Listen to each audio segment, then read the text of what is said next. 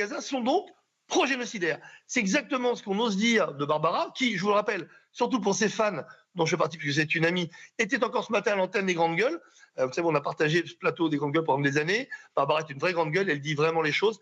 Parfois, elle le dit avec, avec son tempérament qui est fort. C'est une historienne, n'oublions pas, prof d'histoire. Comment vous réagissez, Franck, moi ce qui m'intéresse aussi quand même, c'est de voir des journalistes, puisque c'est la société des journalistes qui sont des journalistes de gros médias, RMC, qui sont des journalistes de BFM quand même, ancienne première chaîne info de France.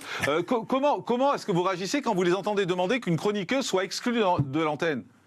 D'abord, ce sont des syndicats de journalistes. Moi, je ne voudrais pas jeter du tout l'opprobre sur les journalistes en tant que tels. La société des journalistes, c'est pas les syndicats de journalistes, c'est la société des journalistes, c'est la SDJ. Oui, la société des journalistes, mais pour moi, la société des journalistes et aussi, regardez dans d'autres journaux comme Marianne, par exemple, où la rédactrice en chef, pareil, a subi la même fatwa, je le dis, ou la même cabale, on va employer un mot plus français, la même cabale, parce qu'on a estimé qu'elle ne soutenait pas assez la Palestine et qu'elle ne disait pas assez qu'Israël était génocidaire. Mais quand il n'y a pas de génocide, il faut qu'on arrête à un moment, il n'y a pas de génocide. Choisissez autre chose. Donc, en tant que prof d'histoire, et Barbara a raison de résister, comme tous les citoyens français devraient résister, comme dans le monde entier on devrait résister. On ne va pas faire la promotion de quelque chose qui n'existe pas. Surtout, Franck, qu'on soit d'accord ou pas avec elle. Après, ça peut se discuter, ces positions peuvent se discuter. Moi, je pense qu'on peut discuter de tous les sujets. Là, moi, ce qui me choque, c'est qu'on dise sortez-la de l'antenne. Parce que c'est ça le message, c'est sortez-la de l'antenne. C'est là où ça va pas.